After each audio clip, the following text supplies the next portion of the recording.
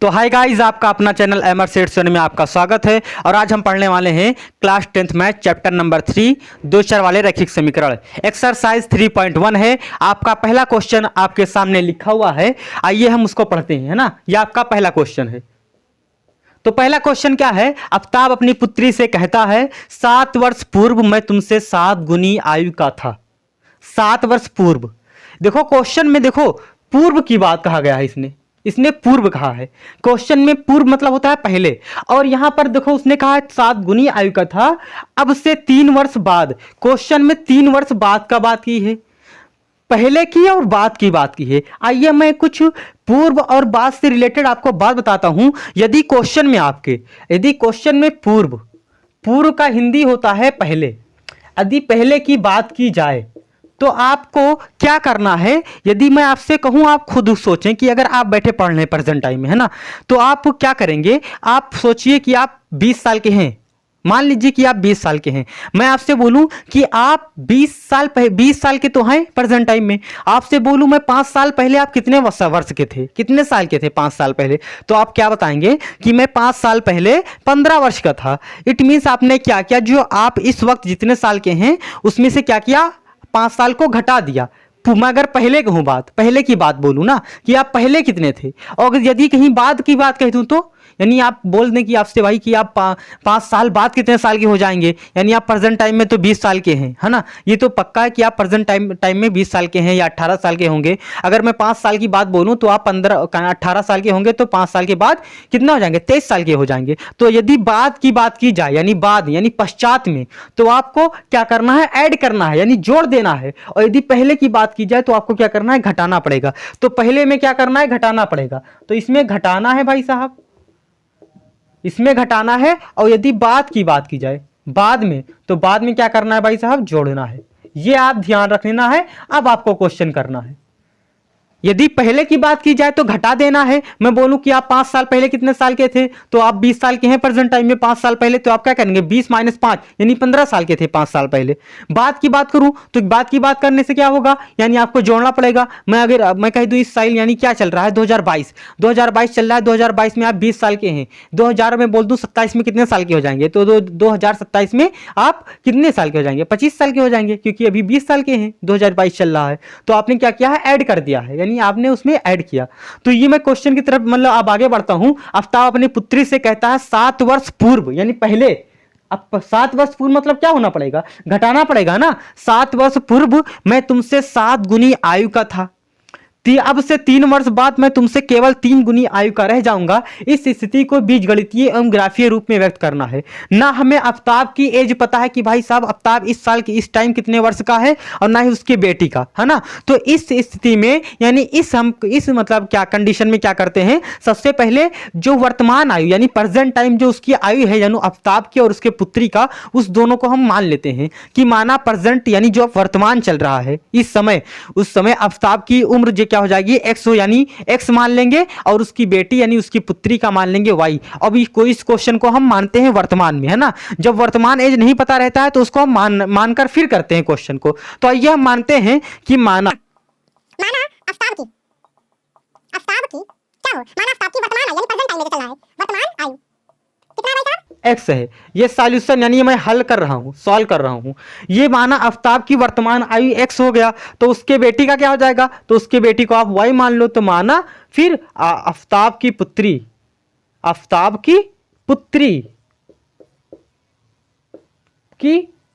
पुत्री की आयु वाई वर्ष। ये वर्ष में है भाई साहब, ये भी वर्ष है और ये भी वर्ष है। ये प्रेजेंट टाइम में है। माना आफ्ताब की पुत्री की वर्तमान आयु, यहां वर्तमान लिख सकते हो भाई साहब आप, वर्तमान आयु, ये वर्तमान आयु। माना आफ्ताब की वर्तमान आयु एक्स हो गया, और उसकी पुत्री की वर्तमान आयु क्या है, वाई है। अब क्या कहा उसने, 7 वर्ष पूर्व। अब इस पर ध्यान दो भाई साहब, 7 वर्ष पूर्व। तो क्या करना है, देखो इस क्वेश्चन को इस तरह अगर सॉल्व कर सकते हैं कंडीशन के हिसाब से। 7 वर्ष पूर्व कहा है, यहां एक कंडीशन बनाकर लिख लेना, पहली शर्त है, समझ जाइए ये पहली शर्त है। 7 वर्ष पूर्व की मैं बात कर रहा हूं, 7 वर्ष पूर्व की बात कर रहा हूं। अगर ये बात करूंगा तो 7 वर्ष पूर्व आफताब की उम्र क्या होगी, x-7 हो जाएगा। अगर पहले यानी पूर्व की बात कर रहा हूं तो यदि इस समय आफताब जो है वो अगर x साल का है, x वर्ष का, तो 7 साल पहले यानी उसमें से 7 क्या हो जाएगा, घट जाएगा। जिससे आप प्रेजेंट टाइम में 20 साल के हैं, मैं पूछूं अगर आप 7 साल पहले कितने साल के थे, तो आप कितने 13 साल के हो जाएंगे ना, यही तो उसमें घटा देना है। तो क्या करना है, घटाना है। तो 7 वर्ष पूर्व आफताब की आयु, इसे लिखना भाई साहब, आफताब की आयु बराबर x-7, यानी 7 साल घट गया इसमें, क्योंकि 7 वर्ष पहले की मैं बात कर रहा हूं। और उसकी पुत्री की, आफताब की पुत्री की आयु, आफताब की पुत्री की आयु क्या हो जाएगा, y-7, वो भी 7 साल घट जाएगी। अब क्या कहा इसने, 7 वर्ष पूर्व यानी आफताब और उसकी पुत्री की आयु, वो अपने पुत्री से कहता है मैं तुमसे 7 गुनी आयु का था। 7 वर्ष पहले, तो 7 वर्ष पहले की बात हो गई। अब कहता है मैं तुमसे 7 गुनी आयु का था। तो 7 गुनी आयु का कौन था भाई साहब, उसका पिता यानी आफताब था। तो क्या करेंगे, ये आफताब की एज है x-7, और ये किसकी एज है, y-7 इसकी पुत्री की है, ये बेटी की है, और ये इसका क्या है, ये पिता है भाई साहब। अब ये पिता जो है 7 गुनी आयु का था, किससे, अपने बेटी से। तो यदि मैं क्या करूं, मैं कर दूं ये काम कि बराबर अगर करूंगा तो किस कंडीशन में, ये तो 7 गुनी है, ये अब इसका पिता तो 7 गुनी है ना, ये 7 गुनी इससे है।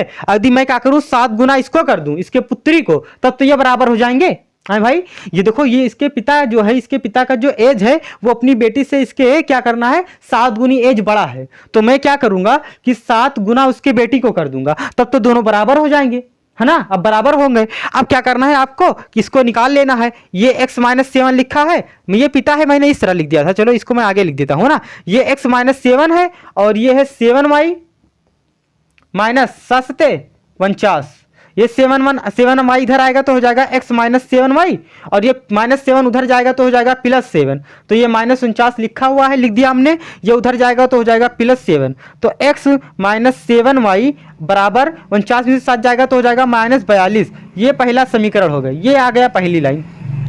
अकॉर्डिंग टू क्या हो, 7 वर्ष पहले की बात हो गई ना। अब मैं अब आता हूं 3 वर्ष बाद में। तो 3 वर्ष बाद में क्या हो जाएगा, होगा काम, मैं इसको मिटाल दे रहा हूं भाई साहब ना। तो इसको मिटाल देंगे, तो 3 वर्ष बाद में क्या करेंगे, तो बाद में क्या करना पड़ता है भाई, जोड़ना पड़ता है। ये दूसरी कंडीशन है, ये दूसरी कंडीशन है। दूसरा कंडीशन क्या है भाई साहब, इसको ऐसे लिख देना, कितना है, 3 वर्ष बाद, 3 वर्ष बाद। तो 3 वर्ष बाद में क्या होता है, 3 वर्ष बाद में क्या होगा, ऐड होगा। तो उनकी मतलब जो वर्तमान एज थी आफताब की और उसके पुत्री की कितनी थी, x थी, और उसकी पुत्री की थी y। 3 वर्ष बाद में क्या हो जाएगा, आफताब की हो जाएगी भाई साहब, आफताब की आयु क्या हो जाएगा, x+3। 3 साल बाद उसने मतलब वो बढ़ जाएगा, यानी 3 साल ज्यादा हो जाएगा, है ना। और उसकी पुत्री की भाई साहब, पुत्री की ऐसे लिख देना भाई, पुत्री की एज, पुत्री की आयु y+3 हो गया ना। अब क्या कहता है, मैं तुमसे केवल 3 गुनी आयु का था, 3 गुनी आयु का था, 3 साल बाद में वो 3 गुनी आयु का बचता है। तो अब क्या करेंगे, उसी तरह कंडीशन लगाएंगे। पहले आफताब को लिख लो x+3, ये पिता है भाई साहब, ये क्या है, ये क्या है, ये पिता है, पिता की एज है, ये पिता की एज है, और ये है पुत्री की एज y+3, है ना। अब 3 साल पहले, या सॉरी 3 साल बाद में क्या कहते, ये जो पिता है अपनी पुत्री से 3 गुनी बचता है, ये पुत्री की एज है। 3 साल की बाद, 3 साल की बाद में ये पुत्री की एज है, ये पिता की एज है।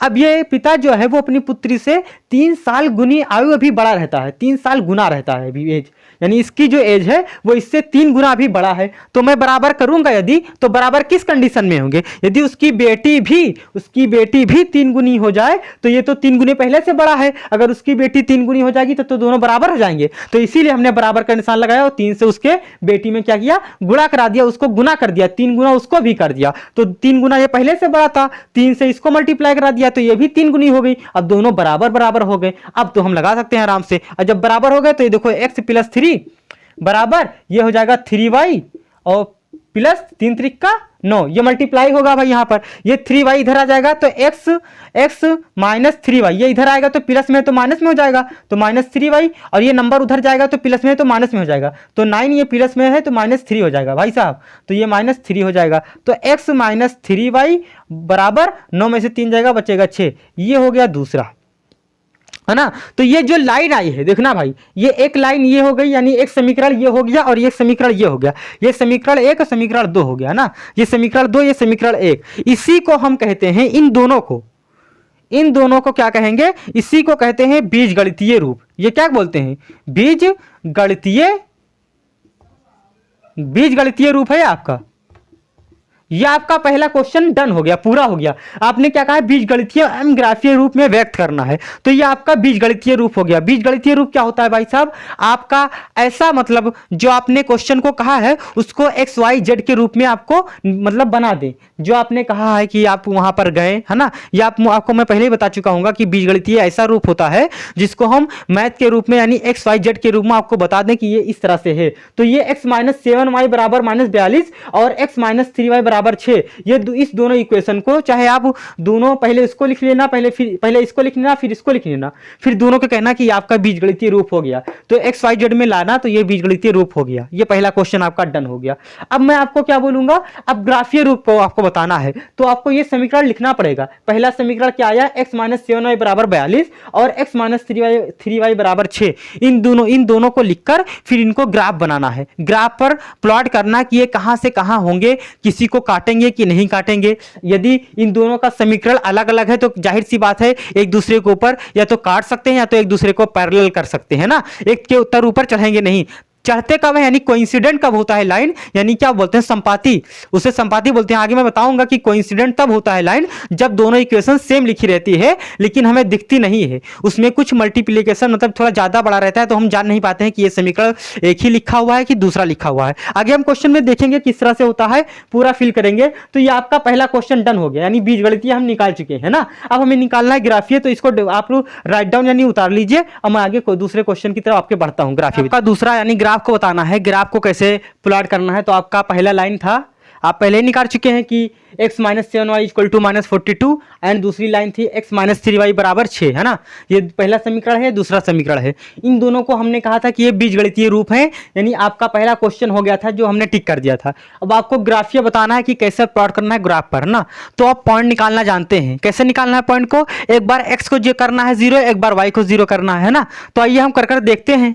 तो आइए जब कर देखेंगे भाई साहब, तो यहाँ पर x बराबर 0 करेंगे एक बार, तो x बराबर 0 करेंगे तो यहाँ तो 0 हो जाएगा और minus 7y equal to minus 42, है ना। Minus 7y equal to minus 42। अब देखना ये तो 0 हो जाएगा, ये तो 0 हो जाएगा, बचेगा आपका माइनस 7y बराबर माइनस 42। ये माइनस 7y इसके नीचे जाएगा तो y बराबर हो जाएगा माइनस 42 बपान माइनस 7, माइनस से माइनस कट गया, 7 एकम 7, 7 छंग 42, तो y बराबर हो जाएगा हमारा 6, है ना। तो आइए हम एक पॉइंट बनाते हैं x और y का। तो हमें क्या मिला, एक बार हमें मिलता है x बराबर हम 0 रखें तो y बराबर क्या मिला, हमें 6 मिल गया। ये हो गया पहला, है ना। x बराबर हमने देखो 0 रखा तो y बराबर क्या मिला, 6 मिल गया, है ना। तो आइए हम रखकर देखेंगे y बराबर 0। तो जब y बराबर 0 रखेंगे तो x बराबर 42 मिल जाएगा। ये तो बहुत लंबा हो जाएगा, तो हम ऐसा नहीं करते हैं, हम ऐसा ये कर देते हैं भाई साहब कि x और y ऐसा दो पॉइंट लें कि आपका जो RHS, सॉरी हाँ ये आपका LHS है, ये आपका RHS है, ये बराबर आ जाए। ये भी एक तरीका होता है पॉइंट को प्लॉट करने का। जैसे आपने यहाँ पर x बराबर 0 रखा और यहाँ पर y बराबर 6 रखेंगे तो 7 छंग 42, तो देखो आपका LHS, सॉरी हाँ आपका RHS आ गया कि नहीं आ गया। तो ऐसे यहाँ पर ऐसा क्या पॉइंट मान लें कि x के जगह पे, तो x के जगह पे हम क्या मानते हैं, अगर x के स्थान पर हम 5 मानते हैं, सॉरी 7 मानते हैं, अगर x के स्थान पे हम 7 ले लें, देखना भाई, अगर x के स्थान पे हम 7 मानते हैं और y के स्थान पे हम मान लें 7, y के स्थान पर भी 7 मानते हैं, तो देखना x बराबर हमारा हो जाएगा 7 माइनस 7 इंटू वाई के स्थान पे हम लिखेंगे 7 बराबर माइनस 42। ये आना चाहिए, अगर ये नहीं आया तो सेटिस्फाई नहीं करेगा लाइन को, है ना। तो देखते हैं 7 माइनस 7 49, तो 49 में से 7 जाएगा तो 7 में से 9 जाएगा, बचेगा 2, 42 बराबर -42। तो ये पॉइंट आपका हो गया, यानी x बराबर 7 और y बराबर भी 7। तो x बराबर 7 लेंगे, y बराबर 7 लेंगे। ऐसा क्यों लेंगे? अगर हम देखना भाई, जो बताया था आपको कि x बराबर 0 करेंगे एक बार y बराबर 0 करेंगे, तो देखना अगर y बराबर 0 करते हैं, ये देखना भाई साहब, अगर y बराबर 0 करते हैं, यहां देखना ये वाला, अगर ये x माइनस 7y लिखा है, x माइनस 7y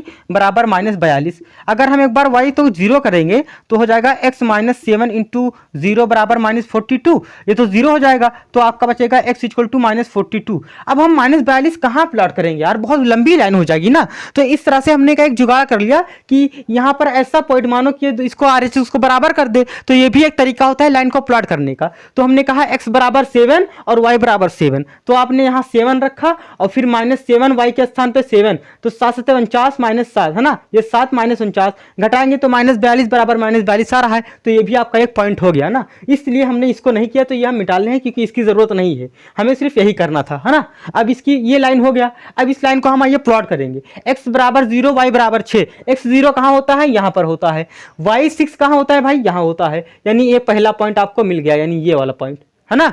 फिर दूसरा करते हैं, x बराबर 7 y बराबर 7, x बराबर 7 कहां पर होगा भाई साहब, यहां होगा कहीं ये पॉइंट, और y बराबर 7 कहां होगा भाई, ये होगा, है ना। ये दूसरा पॉइंट मिल गया, x बराबर 7 और y बराबर 7, ये हो गया। तो ये कहां होगा, देखना x बराबर 7 ये हो गया और y बराबर 7 ये हो गया। हमने आपको पॉइंट बताया था कि पॉइंट कैसे निकलता है, पॉइंट ऐसे निकलता है, यूं यूं करते चले आओ तुम, और तुम भी यूं, आपके सॉरी ये तो 8 हो गया ना,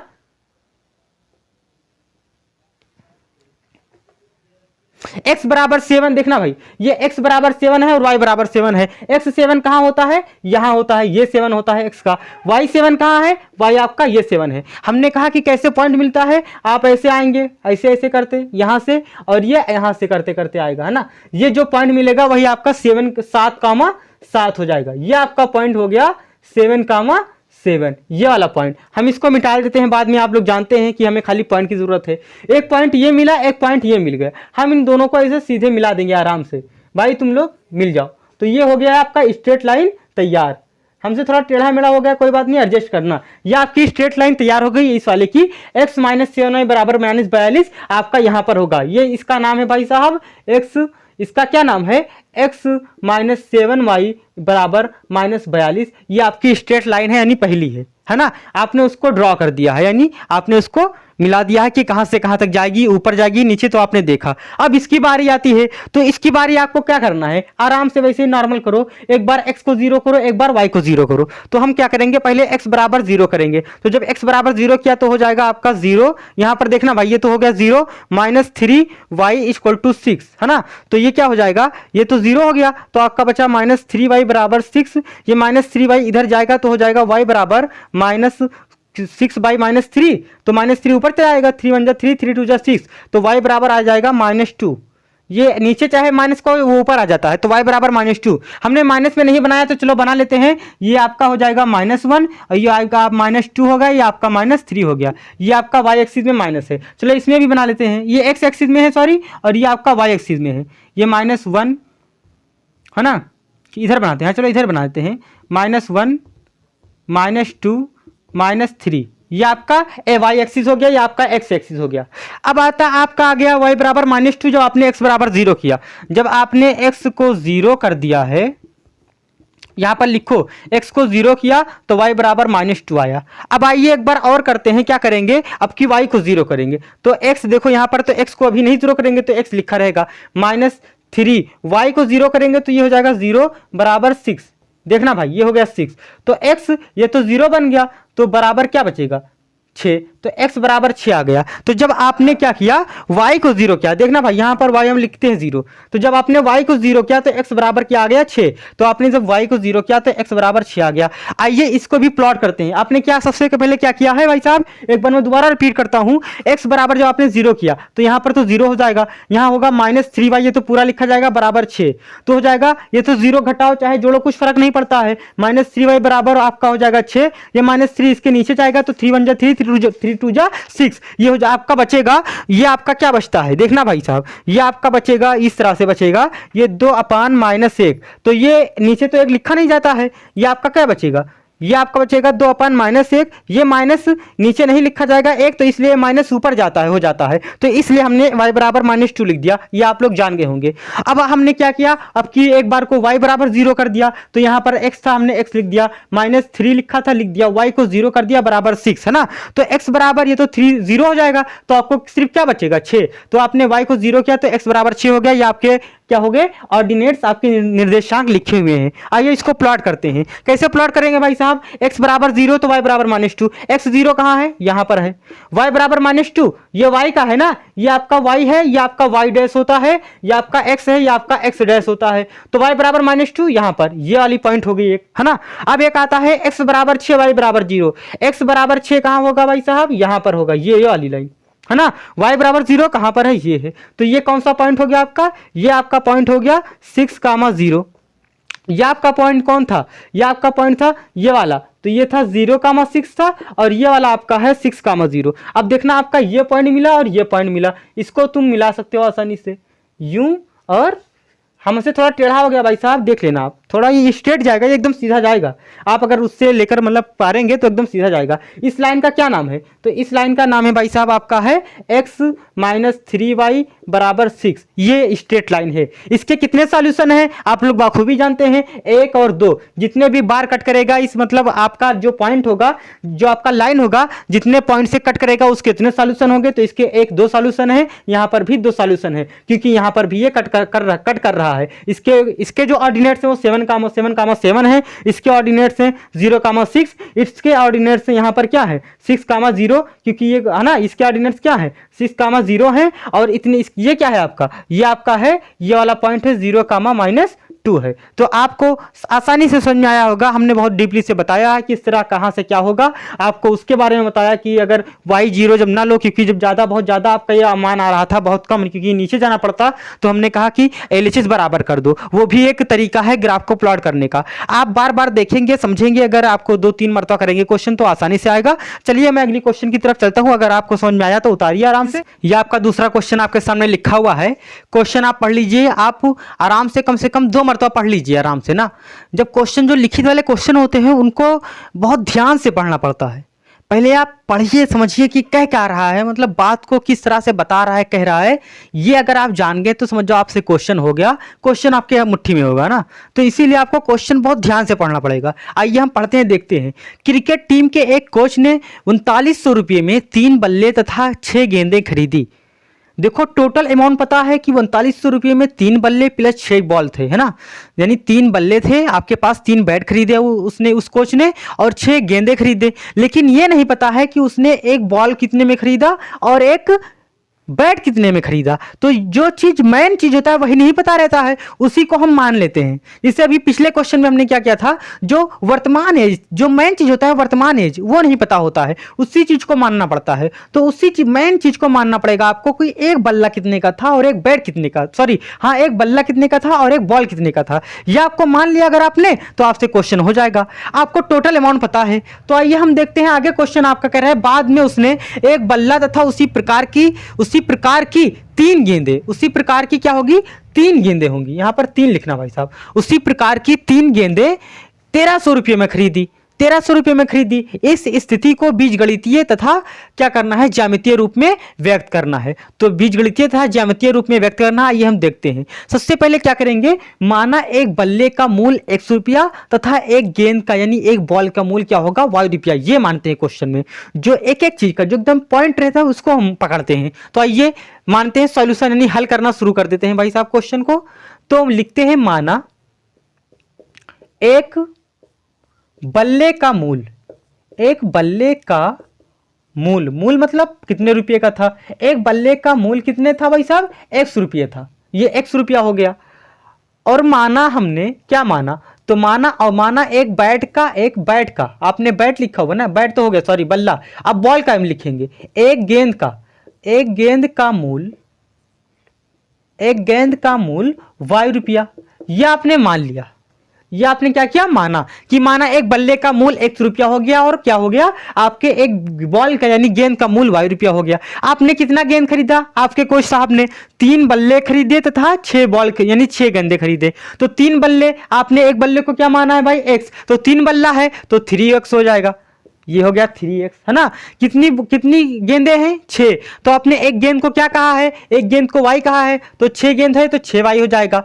टोटल कितने रुपए में मिली भाई साहब, 3 बॉल आप खरीद कर लेकर आए प्लस 3 बैट खरीदे और 6 बॉल खरीदे, तो आपको टोटल रुपया मिला है 3900 रुपये में टोटल आया। ये आपका पहला समीकरण हो गया, ये आपका पहले ही समीकरण हो गया।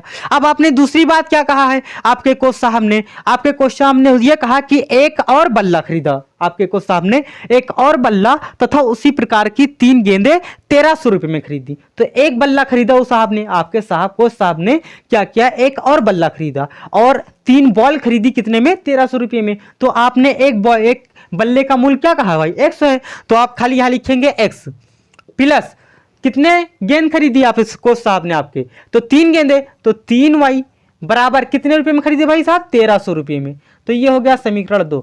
इसी दोनों समीकरण को ये आपके एनसीईआरटी कहती है बीजगणितीय रूप में व्यक्त करो। तो ये आपका हो गया बीजगणितीय रूप। क्या हो गया भाई साहब, बीजगणितीय रूप। ये है आपका बीजगणितीय रूप।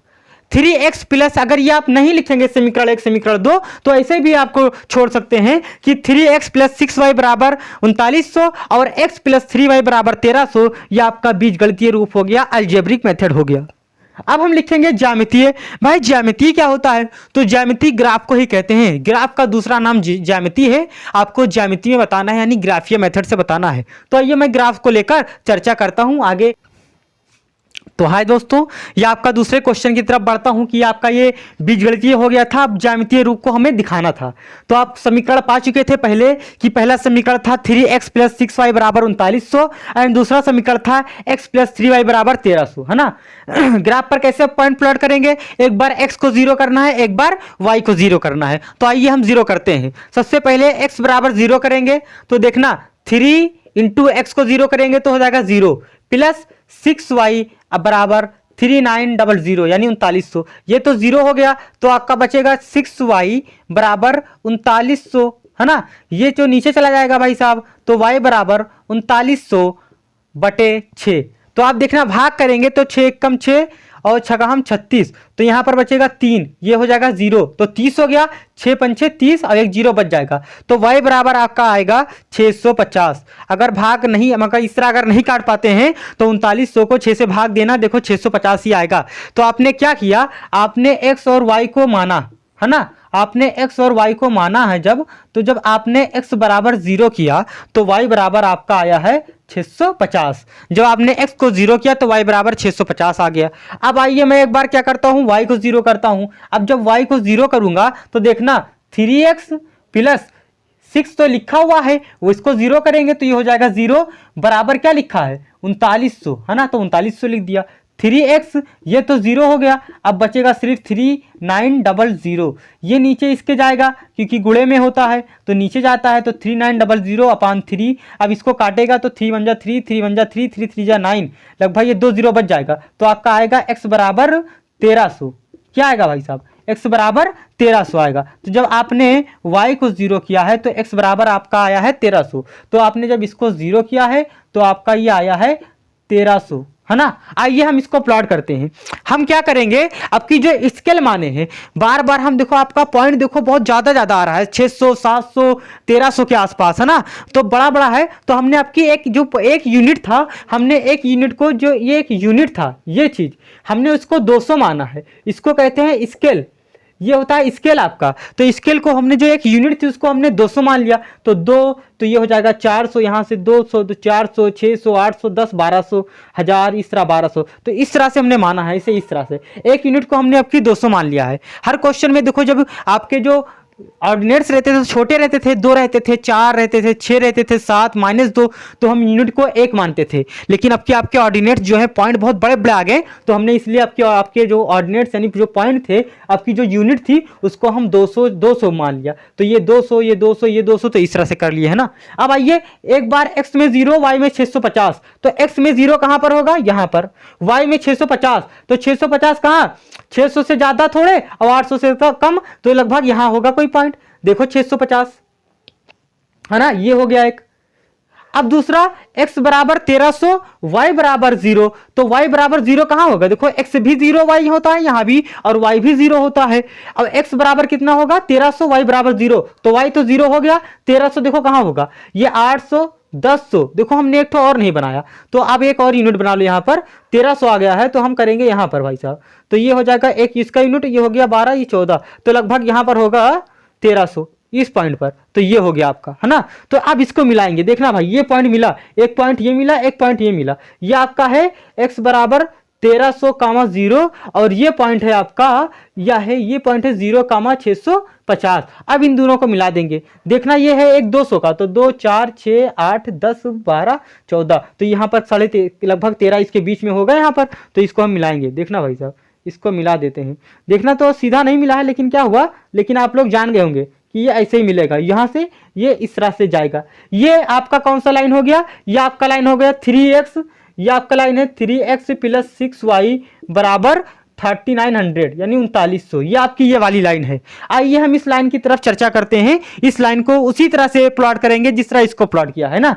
तो क्या करेंगे, एक बार x बराबर 0 करेंगे, तो आपका जब x बराबर 0 होगा यानी ये वाला 0 हो जाएगा, प्लस ये तो आपका 0 हो गया, 3y बराबर 1300 यानी 1300 हो गया ये है ना। अब ये तो 0 हो गया, तो आपका सिर्फ बचेगा 3y बराबर 1300, ये इसके नीचे जाएगा, तो y बराबर जाएगा 1300/3, तो अब 1300 को 3 से डिवाइड करेंगे, तो y इक्वल टू क्या हो जाएगा, 3 × 3, और लगभग क्या हो जाएगा, ये कटेगा 4 टाइम्स, तो 3 × 12, एक बचेगा, तो 3 × 3 = 9, और एक और बचेगा, तो यहाँ हो जाएगा 3 × 3 = 9, लगभग पॉइंट ऐसे लगेगा, यानी 433.33 ऐसे बनेगा, लगभग 450 के आसपास, यानी 433। तो आप यहाँ देखिए एक पॉइंट रखिए, आप x और y ऐसे करते हैं हम, है ना। चलो इधर बनाते हैं, इधर तो आप सॉल्व करना है अपना को, तो x और y यहाँ पर क्या करेंगे, ऐसे कर देंगे।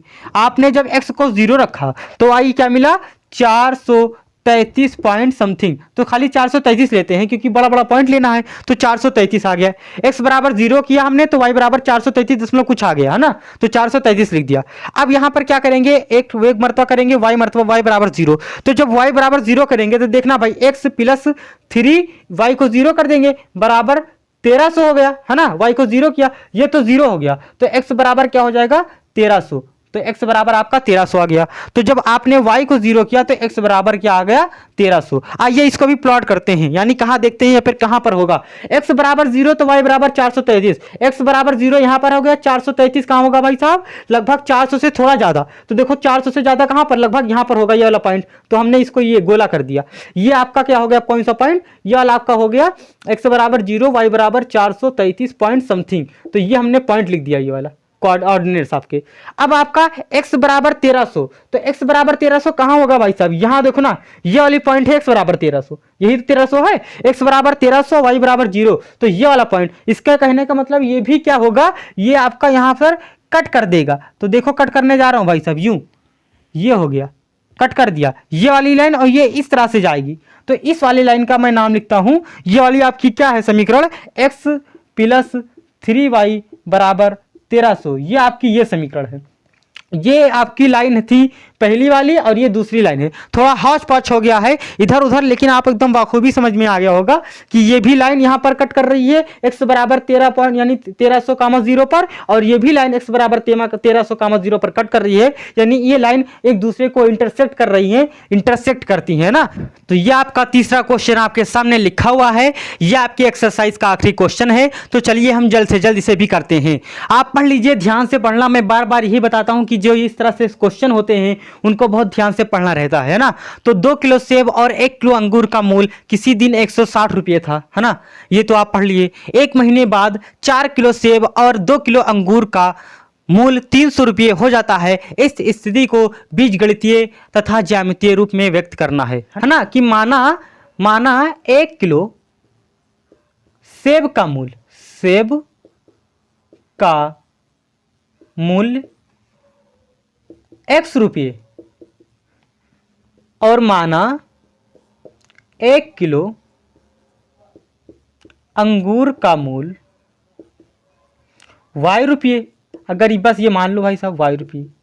अब आपने क्या किया, 2 किलो सेब और 1 किलो अंगूर का मूल्य किसी दिन कितना रुपया दिया, 160 रुपये। तो 2 किलो सेब, तो आपका 1 किलो सेब का कितना रुपया है, x रुपया है। तो 2 किलो सेब का हो जाएगा 2x और प्लस 1 किलो अंगूर। आपने 1 किलो अंगूर को क्या माना है, y। तो आपका 1 किलो अंगूर खरीदा है आपने, तो y रुपया बराबर कितने रुपया दिया आपने उसको, 160 रुपया। तो ये आपका ये हो गया पहला समीकरण, है ना।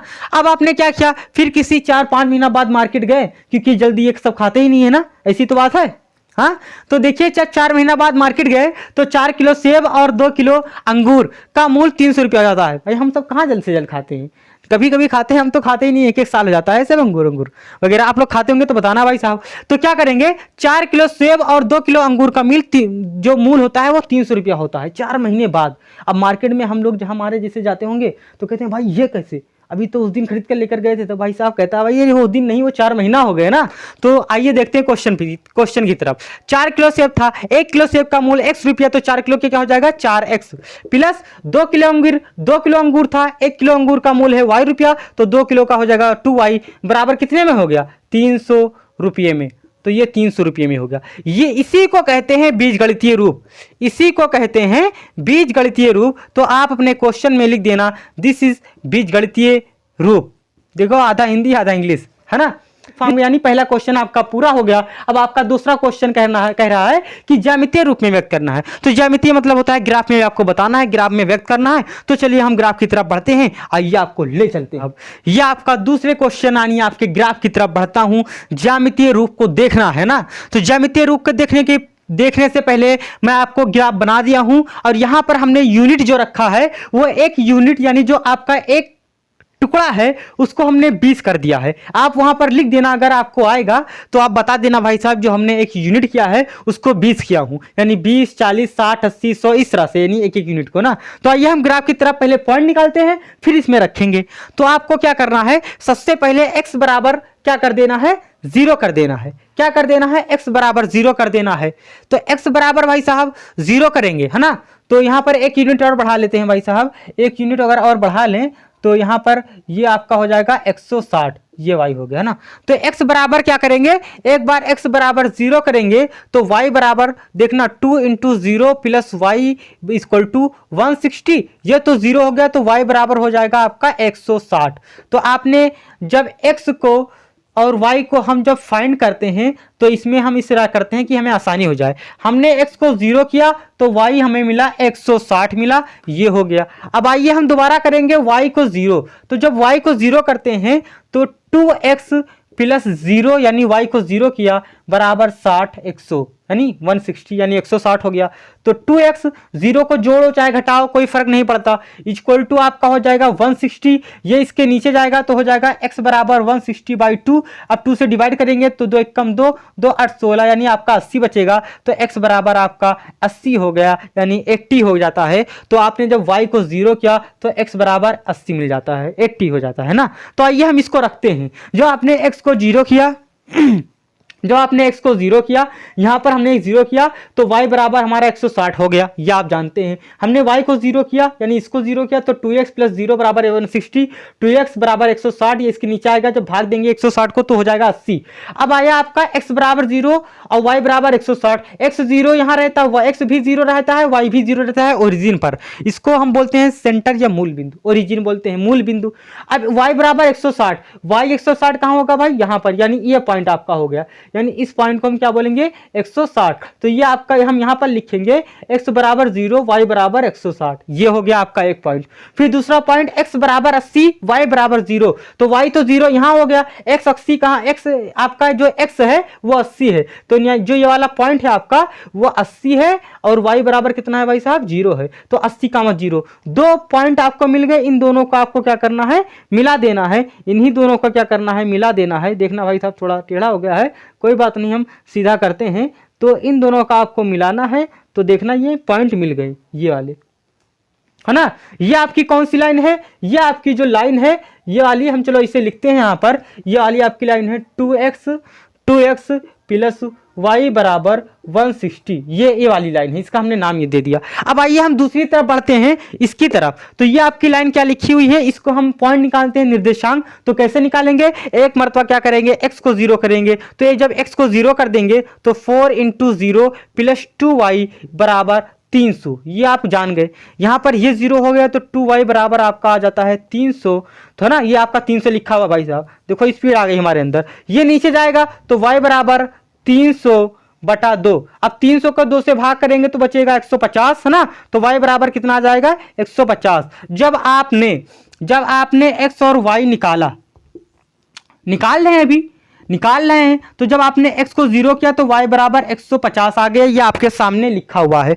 फिर एक बार हम क्या करेंगे, y को 0 कर देंगे। तो देखना आपका लिखा हुआ है 4x प्लस 2y को 0 बराबर 300, है ना, यही लिखा हुआ है। ये तो 0 हो जाएगा, आपका बचेगा 4x बराबर 30, यानी 300 हो जाएगा। ये इसके नीचे जाएगा तो x बराबर आपका हो जाएगा 300/4। अब 4 से जब भाग देंगे तो 4 एकम 4 और 4 सत्ते 28, जो बचेगा 4 पंचे 20 यानी 75। तो आपका आ जाएगा x बराबर 75, आपका आएगा x बराबर 75 यानी 75। जब आपने y को 0 किया तो x बराबर 75 आएगा, ये आप देख लीजिए आराम से। अब मैं आपके क्वेश्चन यानी ग्राफ की तरफ बढ़ता हूं, कैसे ग्राफ को रखेंगे। तो आपको जब देखा y बराबर 0 यानी सॉरी जब x बराबर 0 किया आपने तो y बराबर 150 मिला। तो जब x 0 करेंगे तो y बराबर x तो 0 यहीं पर होता है और y 150 कहाँ भाई साहब, कहीं देखो 160 तो यहाँ पर है, 50 100 यहाँ पर कहीं यहाँ पर होगा, ये 150 है। ये वाला जो पॉइंट है, ये वाला जो यहाँ से हम तीर यहाँ कर दिए हैं, ये आपका 0,150 है, यहाँ पर हमने लिख दिया। अगर नहीं दिख रहा होगा तो मैं दोबारा करता हूँ, 150 और x में 0 है, y में 150 है ना। अब फिर दोबारा है x में 75, y में 0, तो x 75 कहाँ होगा भाई साहब, x 75 कहाँ होगा। तो आपका जो होगा ये देखो 80 के पहले कहीं 75 होगा, यानी यहाँ पर कोई देखो 80 यानी 60 के बाद में 80 के पहले 75 आता है, तो यहाँ पर कहीं x 75 होगा और y क्या है आपका 0 है। तो जो ये वाला पॉइंट है ये आपका क्या है, x में 75 है और y में क्या है 0 है। अब इसको हम देखो इन दोनों पॉइंट को मिलाएंगे, हमारा देखो टेढ़ा हो गया है, आपका टेढ़ा नहीं होगा, आप एकदम सही करेंगे, आपका ऐसे जाएगा। तो आप देखो ये भी सीधा रहेगा, आपका इस तरह भी सीधा जाएगा। तो जो ये वाला लाइन है आपका, ये वाली लाइन है, ये वाली आपकी कौन सी लाइन है, 4x प्लस 2y बराबर 300। तो ये वाली लाइन यहां से गई है यानी 75 से, ये वाली लाइन यहां से होकर गुजरी है और ये वाली लाइन जो ऊपर वाली है यहां से होकर गुजरी है यानी 80 से, ये यहां से गुजरी है। मैं इसको देखो थोड़ा फासला दे देता हूं, अब बनाऊं, थोड़ा साफ लग रहा है, इसी में हौच पौच हो गया एकदम से। तो अब ये हो गया लाइन, है ना। ये हो गया आपका तीसरा क्वेश्चन, एंड हो रहा है, यहीं पर समाप्त हो रहा है। और आप बाखूबी मतलब बार बार रिपीट करके इस चीज़ को देखना। देखो ये सब बहुत ईजी होते हैं, बाकी प्रैक्टिस पर डिपेंड होता है ना। तो मैं आपसे लास्ट में यही कहूँगा, अगर आपको वीडियो अच्छी लगी हो तो आप जाते जाते लाइक कर देना और शेयर करना मत भूलना और बेल आइकन को दबा देना कि जल्द से जल्द आपके पास नोटिफिकेशन मिल जाए।